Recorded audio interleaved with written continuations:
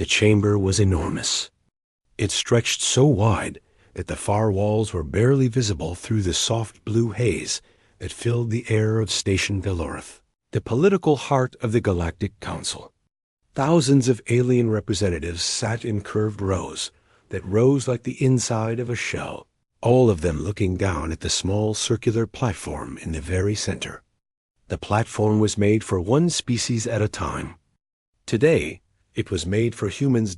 Ambassador Lena Vasquez walked onto the platform alone. She was a short woman, dark-haired, wearing a plain gray diplomatic uniform. No weapons, no armor, no escort. She had asked her team to stay behind, and they had argued with her for 20 minutes before she silenced them with a look. She carried a single datapad, and nothing else. The noise in the chamber was enormous. Not applause, not greeting. It was laughter. The Velk, a tall insectoid species with 6 limbs and compound eyes that reflected light like broken mirrors, were the loudest. Their translator units buzzed with something close to mockery. The Dorith, a species that looked like upright deep-sea creatures with bioluminescent skin, rippled with light in patterns that the human xenolinguists had already identified as amusement. Even the Cirith, who were ancient beyond measure and rarely showed any emotion at all, had tilted their massive flat heads in a way that the cultural database described as contempt. High Arbiter Zorvok, the leader of the council session, raised one of his forearms, and the noise dropped slightly. He was Velk, and he had been running council sessions for over 300 years. He had seen species come and beg. He had seen species collapse and vanish. He had never seen a human stand before the council before, and from the way he looked down at Lena, it was clear he found the whole thing faintly ridiculous. The species designation, he said through the translation system, his voice smooth and performative, meant for the whole chamber to hear, is Homo sapiens. Common name, humans.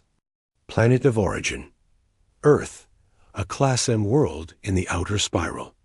Technological classification, Level 2, military classification. He paused for effect, and the chamber stirred. Non-applicable. More laughter. The Dorith rippled again. A cluster of Haradi delegates, small beetle-like creatures near the back, chittered so loudly their translator units couldn't keep up. Lena stood still. She did not smile. She did not frown. She just waited. The human species, Zorvek continued, has submitted a formal application for council membership, resource access, and mutual defense consideration. The application has been reviewed. He set down his datapad with a deliberate slowness that made the action feel like a verdict. It has been denied. On all counts. He looked at her then, directly. Humans are a young species. Aggressive. Tribal. You have been at war with yourselves for the entirety of your recorded history. You have, in the span of a single century, nearly destroyed your own biosphere twice. You have no faster-than-light travel beyond basic jump drives. You have no energy weapons beyond crude plasma models. You have no psionic capability whatsoever. You are, by any reasonable metric, animals. Clever animals, perhaps. But animals. The word landed hard. Even through the translator, even spoken in the clipped, precise tone that Velk used for everything, the word carried weight. Animals, not a species, not a civilization. Animals. The chamber waited to see what the human would do. Some of them had taken bets. According to the intelligence reports, Lena had read on the shuttle ride over. Most bets were on tears. A few were on shouting. One Dorith delegation had apparently wagered that she would simply leave. Lena raised the datapad. She pressed a button. A hologram expanded above the platform, filling the space with light and data. Not a speech. Not a plea. A file. I'd like to submit a counter-record, she said. Her voice was calm. Almost bored. For the Council's consideration. Zorvik narrowed his compound eyes. This session is for... I know what the session is for, she said. I'm submitting a counter-record under Article 17 of the Valorth Accords. Any species appearing before the Council has the right to present evidence before a final decision is entered into permanent record. You haven't entered the decision yet. I checked. Silence. Real silence this time. Zorvik looked at his legal aid, a thin Sirath who blinked slowly and then gave a barely perceptible nod. The article existed. The right was valid. The hologram showed a map. It was a star map of the outer spiral, the region of space that the Council had largely written off as undeveloped and unimportant. Human space. And it was covered in red markers. These, Lena said, are every recorded contact point between human vessels and Krath Raider fleets over the past 18 months. She let them look. There were hundreds of markers. And these, a second color appeared, bright white, are the outcomes. Every single white marker indicated a Krath defeat. The chamber was no longer laughing. The Krath were not a small problem. They were one of the most feared pirate military factions in the outer regions, a species that had been raiding, enslaving, and destroying for 600 years. The Council had attempted 3 formal military campaigns against them over the past century. All 3 had ended in costly withdrawals. Multiple member species had lost colony ships to Krath fleets. The Dorith had lost an entire moon settlement 14 years ago. The Council had declared the Krath a contained threat, which was diplomatic language for a problem they had given up on solving. Humans had not given up. We don't have faster-than-light travel, Lena said. That's true. What we have are jump drives that allow us to calculate microjumps inside a gravity well, which your physics models say is impossible, and which we have apparently been doing anyway for about 6 years. We don't have energy weapons. We have something we call shape-charge kinetic accelerators, which your weapons classification system doesn't have a category for yet. We also have something our engineers call creative problem solving, which I understand doesn't translate well, but I hope the results speak for themselves. She clicked to the next part of the file. It was footage. Real combat footage from human ship cameras, time-stamped and verified by 3 independent sources. A Krath fleet of 11 ships dropping out of warp in what they clearly expected to be empty space. And then humans waiting. Not fleeing. Not broadcasting distress signals. Waiting.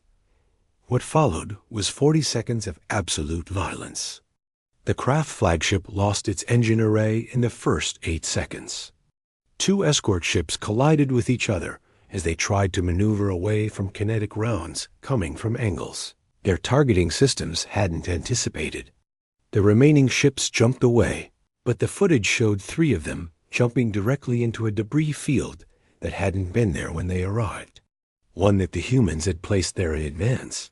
The chamber was completely silent. Lena turned off the hologram. We've had 47 engagements with Krath forces in the past 18 months, she said. We won 46 of them. The one we didn't win, we retreated from with full crew survival and caused enough damage that the Krath fleet required 8 months of repairs. We have done this with no council support, no resource access, no intelligence sharing, and no diplomatic cover. We have done this as animals. She picked up her datapad. I'm not here to beg for membership. I'm not here to ask for your protection. I'm here because 2 months ago, our long-range sensors detected something moving toward the core systems. Something big. Something that even the Krath appear to be running from. And whatever it is, it's heading your way, not ours. She looked directly at Zorvik. We've already started building a response. I thought you should know. She stepped off the platform. Behind her, the chamber erupted. Not in laughter this time. The thing moving through the outer spiral didn't have a name yet. The Council's long-range observation network had detected it first as an anomaly, a region of space where background radiation dropped to near zero and where stars went quiet. Not dark, quiet.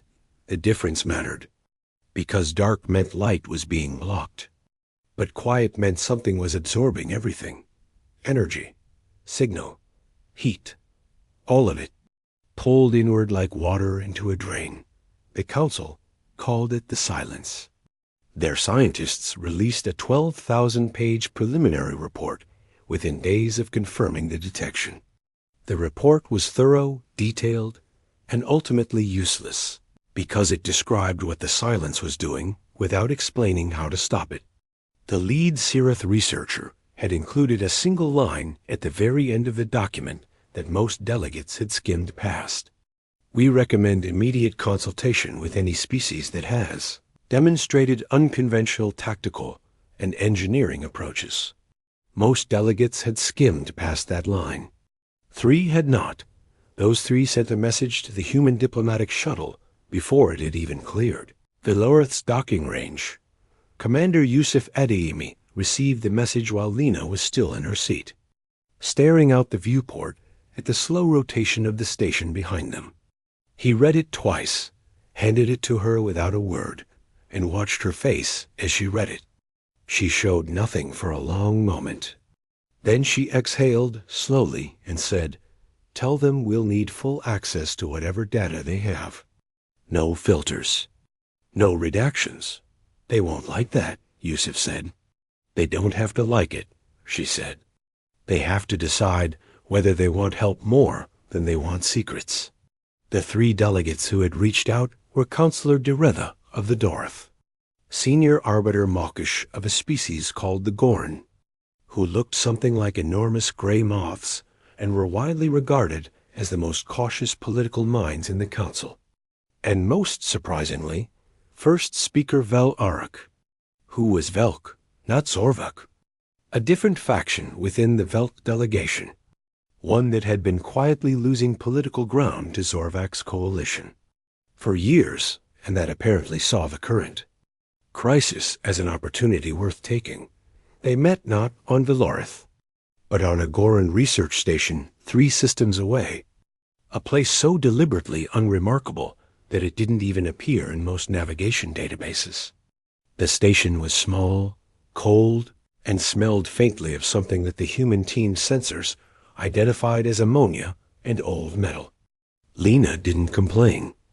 She brought 4 people with her.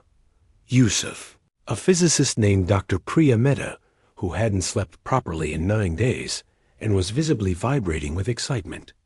An engineer named Rook, who had a reputation for solving problems that other engineers refused to look at. And a young intelligence analyst named Tai, who mostly stayed quiet and watched everything. The Goran had prepared a full briefing. The data was staggering. The silence had consumed 11 star systems over the past 60 years. Not conquered, not occupied, consumed. Stars were still there, but dormant, their output reduced to almost nothing. Planets remained, but showed no energy signatures of any kind, not geological, not atmospheric, not artificial. Everything just stopped. Whatever was inside the silence, it hadn't communicated, hadn't declared war, hadn't made demands. It had simply moved forward, slowly, systematically, like a tide coming in. 6 species that had lived in its path were simply gone. Not destroyed in any way, the sensors could detect. Just absent. Priya pulled up the energy absorption data and sat with it for about 4 minutes, not speaking. Then she said, "It's not consuming energy. It's converting it." She looked up. Every alien face in the room was watching her. "It's changing the fundamental resonance of matter in affected regions. Not destroying, transforming into something our instruments can't read, which means it's becoming something outside our standard model of physics." She paused. "That's both more terrifying and more useful." Deretha's bioluminescence flickered. "How is that useful?" "Because if it's converting, There's a conversion threshold, Priya said. And if there's a threshold, there's a point at which the process is incomplete. And if there's an incomplete process, you can interrupt it, Rook finished, already pulling up his own data screen. He had the kind of face that looked permanently skeptical, but his eyes were moving fast. You can interrupt any conversion process if you hit it at the right stage, with the right counter-frequency. We've never done anything at this scale. Vel Eric said carefully. Nobody has, Rook agreed. That's fine. We like new problems. The Goran delegates exchanged looks that were difficult to read. Counselor Deretha's skin rippled in several colors at once. Mawkish folded and unfolded his wings 3 times, which Sai had already identified as a sign of deep uncertainty. Then Mawkish said, very slowly, "We have been monitoring the silence for 60 years. In that time, we have lost 6 civilizations and had 17 proposals reviewed by the full council for a response. All 17 were rejected as either too costly or too uncertain. What did the proposals involve?" Lena asked. "Primarily," Mawkish said, "negotiation attempts. Signal broadcasting. Mathematical sequences. Attempts to establish communication. Did any of them get a response? No. Did the silence slow down? No." Lena nodded. "Then we try something different." What followed over the next 3 weeks was the most intense collaborative engineering session that any of them had ever been part of. The Goran provided data. The Doroth provided energy modeling systems far beyond anything humans had built. The Velk, through Vel Eric's faction, provided access to materials that had been locked in a council research archive for 200 years. Experimental metamaterials originally designed for a weapons program that the council had shut down before it was completed, because the council had decided the weapons were too dangerous. Rook looked at the archive files and said, simply, "Someone was thinking about this problem a long time ago and quit too early. The humans contributed what they always contributed, the willingness to try things that the models said were impossible." Priya worked backward from the conversion threshold data and built a theoretical counter-resonance emitter. Rook built a physical prototype in 11 days using components from 3 different species. Technology bases welded together in ways that made the Goring engineers visibly uncomfortable. Yusuf tested it on a sample of matter that had been recovered from the edge of a silence-affected system. Piece of rock no larger than a fist that sat in a sealed containment field and registered as almost nothing on any sensor. The emitter fired. For 3 seconds, nothing happened. Then the rock flickered. Then it registered, faintly but unmistakably, on the thermal sensor. Then on the electromagnetic sensor. Then on mass detection. Then it crumbled to dust, because it had been partially converted and the reversal wasn't clean. But it had reversed. Even partially. Psi, who had barely spoken in 3 weeks, looked at the dust and said quietly, "That's the first time anything has come back." It was a small thing. A pebble, a crumbling, incomplete reversal. But every alien in the room went still in a way that felt like the pause before an exhale, the kind of stillness that comes when something that seemed impossible becomes merely very difficult. Priya was already scribbling notes. Rook was already disassembling the prototype to rebuild it better. Lena was looking at the sensor readouts with an expression that Deretha, studying human faces carefully for the first time, could only describe as hunger. Not the hunger of an animal. The hunger of something that had found the edge of a problem and was already reaching for the other side. Back on Villorith, Zorvak received a private briefing from his intelligence network. He sat alone in his office afterward for a long time. He had dismissed the humans. He had called them animals in front of 3,000 galactic representatives. And now they were, apparently, the only ones who had managed to pull a piece of reality back from the edge of the silence. He pulled up Lena's counter-record file, the one she had submitted in the chamber, and watched the combat footage again. The craft fleet. The waiting. The 40 seconds. He watched it 3 times. Then he opened a secure channel to Vel Eric and said nothing for a moment. "Tell me," he said finally, "what exactly are they building?" They called it the Spear, not because it was elegant. It wasn't. It was massive, asymmetrical, and looked like someone had bolted 3 different ships together at angles that made structural engineers from 4 species deeply uncomfortable. It was, Rook explained to anyone who asked, built for function and not for beauty, and function at this scale required compromises that aesthetic sensibilities simply had to accept. The Goran engineers had spent 2 days reviewing the schematics before one of them quietly admitted that it was either brilliant or catastrophic, and that the mathematics suggested roughly equal probability for both. It had taken 6 weeks to move from crumbling pebble to deployable prototype. 6 weeks of 18-hour work cycles, interdisciplinary shouting matches in 4 languages simultaneously, 3 complete rebuilds of the resonance emitter core, and 1 incident where a power surge knocked out every light and sensor on the Goran research station for 11 hours. During those 11 hours, Rook had worked entirely by feel in the dark, guided by Priya's voice, reading readouts from a backup system she had rigged from components in her personal kit. When power came back on, the emitter core was more stable than it had been before the surge. Rook shrugged when asked how. "Pressure," he said. "Things work better when you don't have any other option."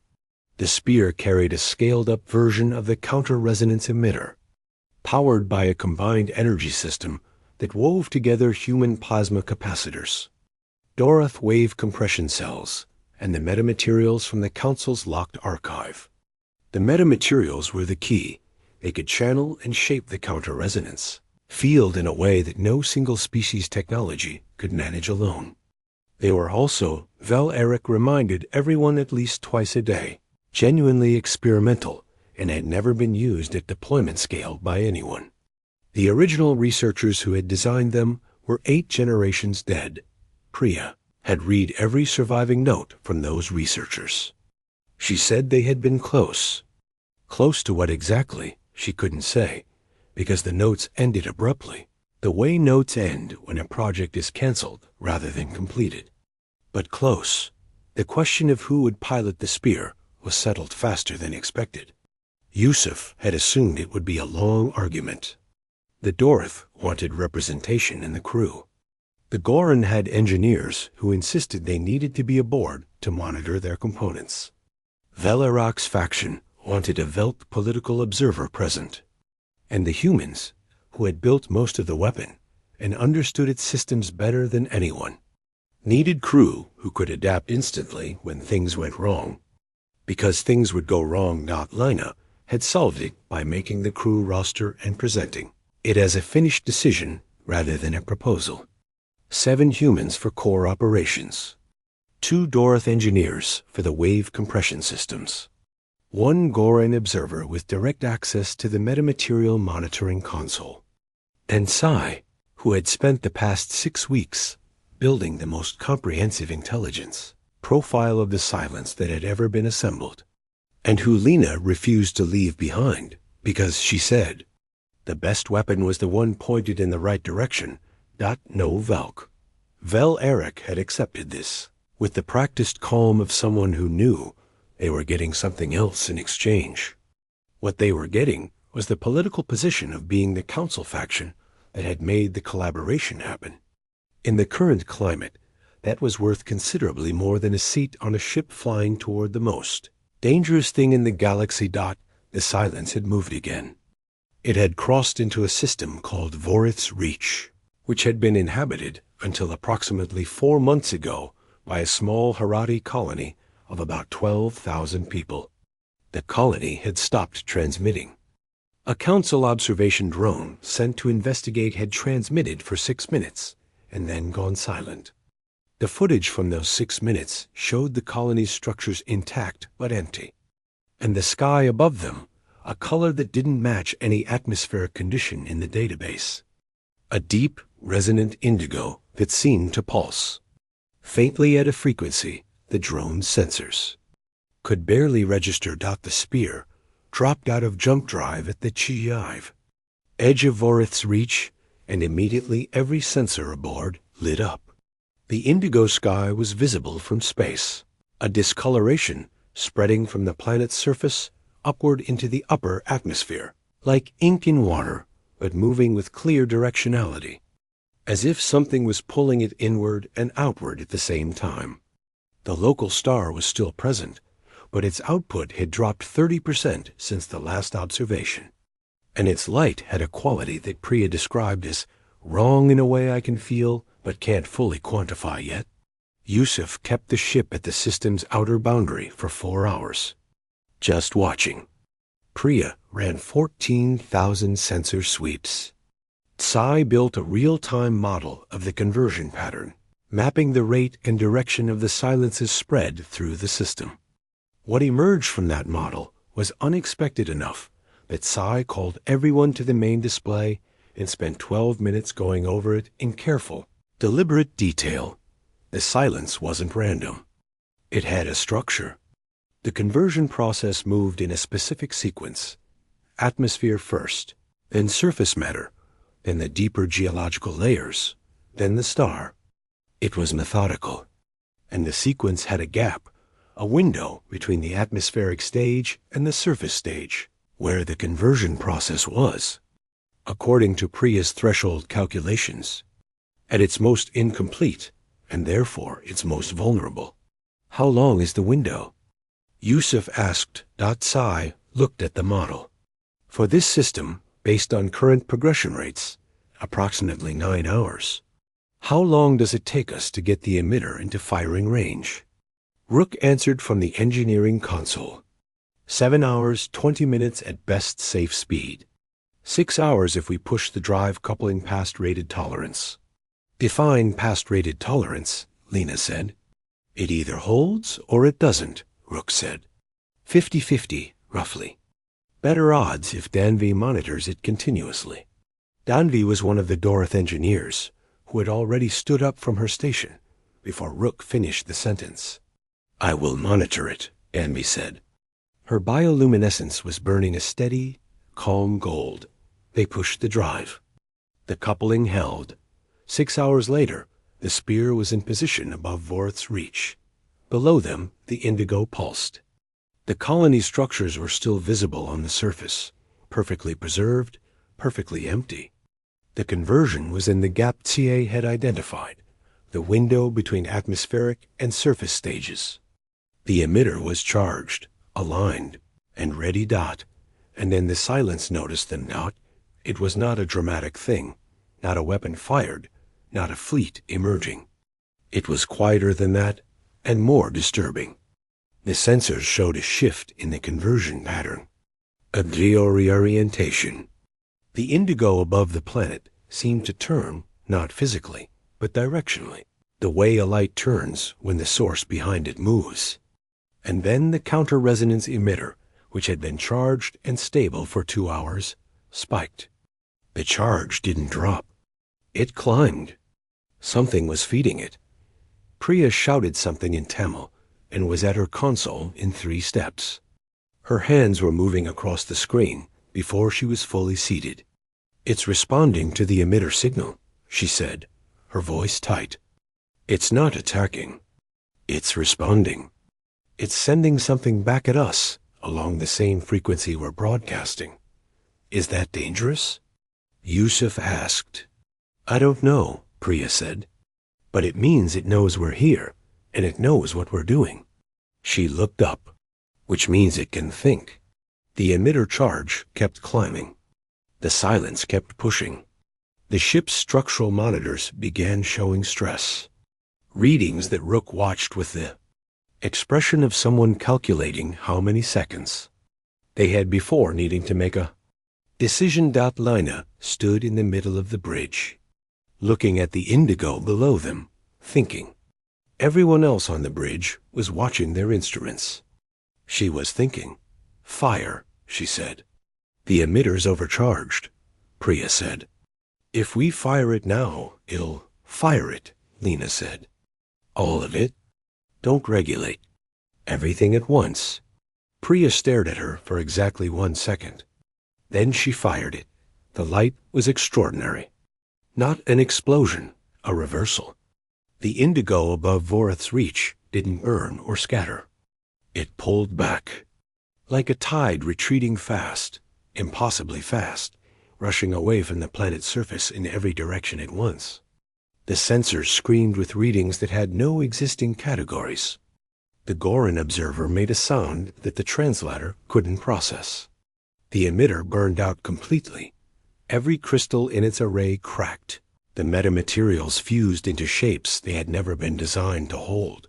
But the sky above Vorith's reach was blue again. Normal blue. Pale and thin and cold. The ordinary sky of a colony world that had been 3 hours from conversion.psi pulled up the surface feed. The colony was still empty. The people were not back.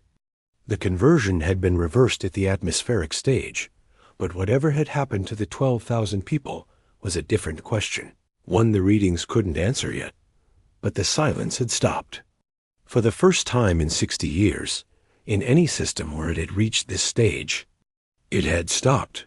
Rook was already in the engineering bay, looking at the fused emitter array with an expression that most people would have read as frustration, but that Yusuf, who had worked with him for 4 years, recognized as the face he made when he was already building the next version in his head, on the bridge. Priya was running calculations with the kind of rapid, focused energy of someone who has just learned something enormous and needs to understand all of it immediately. The fee. The 12,000 people came back on a Tuesday dot. It was not instantaneous. It took 11 days after the atmospheric reversal at Vorith's reach before the first of them reappeared. And when they did, it was not in the colony settlement, but in the open plains about 40 kilometers south of it, standing in groups, perfectly unharmed, looking at the sky with expressions that the rescue team described as peaceful in a way that was hard to define. They remembered nothing of the intervening months. They were healthy, hydrated, fed, as if they had simply been somewhere else and then returned.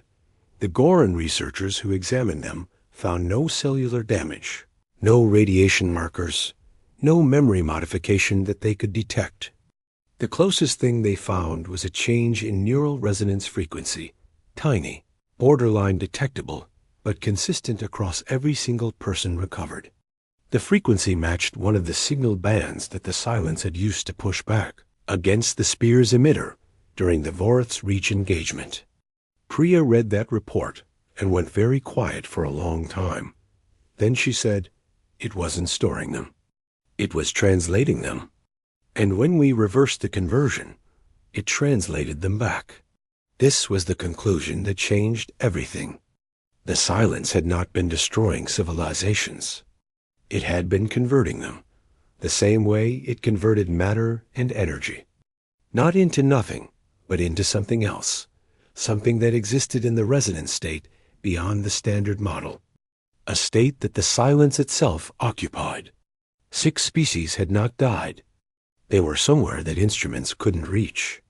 Somewhere that, apparently, could be reached from Lena presented this to the full council chamber 2 weeks after. Vorith's reach.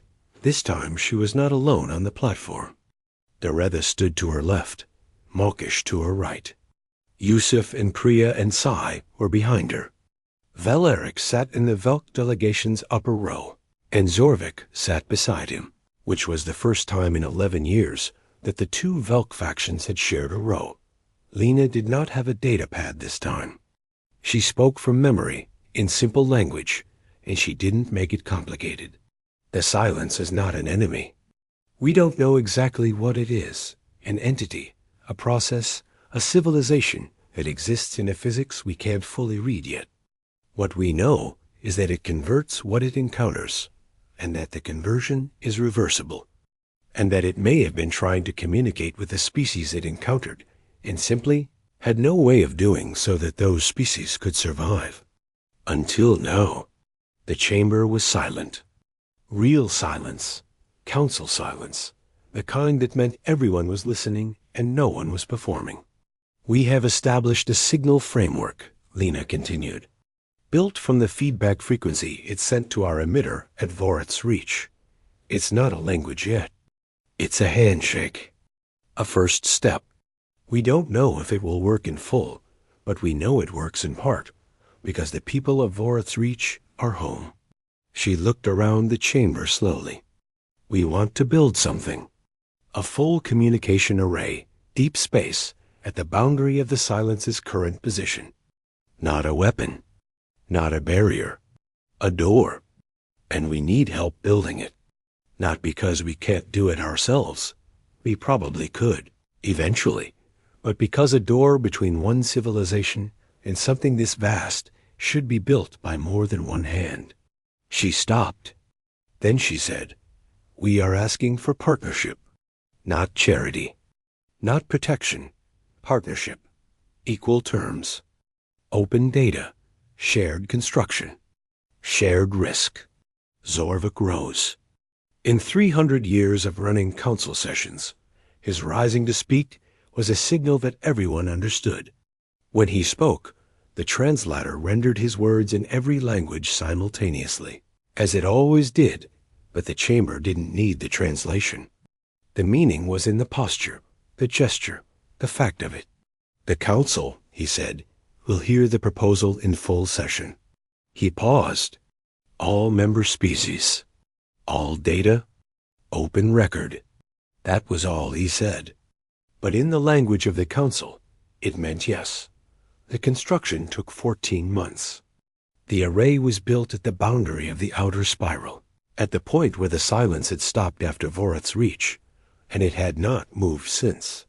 Whether it had chosen to stop or was simply waiting was a question nobody could answer yet. It stood at the edge like a neighbor paused at a fence, and the fence now was the array.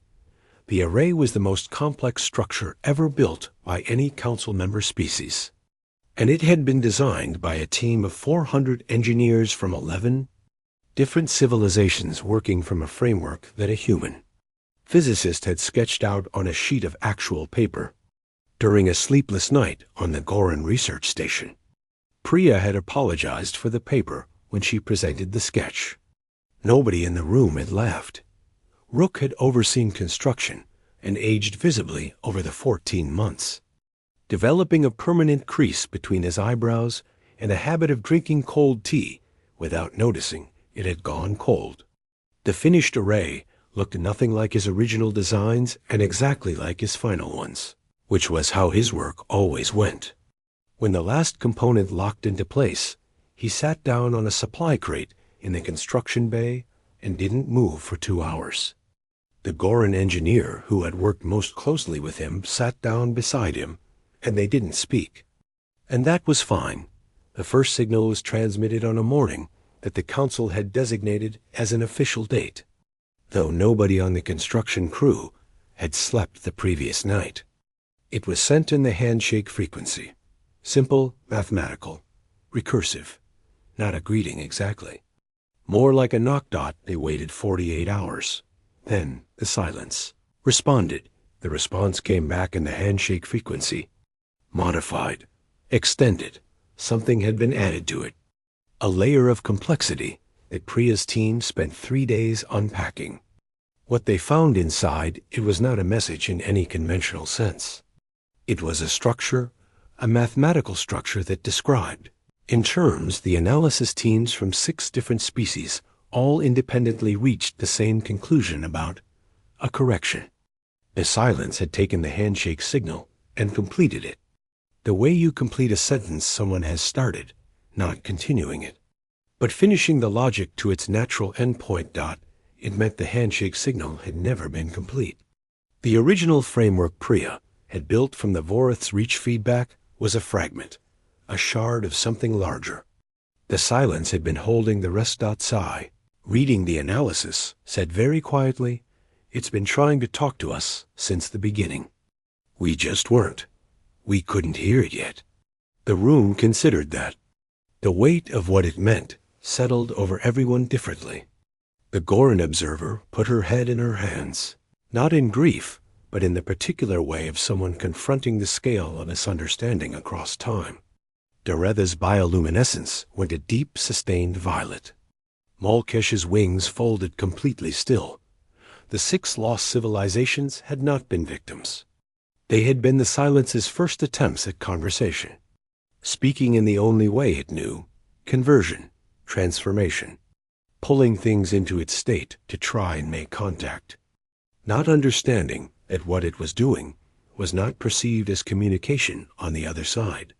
It had kept trying. For 60 years, it had kept trying, and now something had answered that it could hear. The full communication process took another 3 years to develop, and it was never clean or easy. There were misunderstandings. There were false starts. There were 2 incidents that briefly looked like hostility before they were identified as translation errors caused by concepts that simply had no equivalent in either direction. The silence, when it could finally be understood in any meaningful way, was not a civilization in a form any council species recognized. It was something older and larger, something that had been converting matter and energy long before any of them had existed. Not out of aggression, but out of the basic nature of what it was. The way fire isn't cruel when it burns, but it could learn not to. It was learning.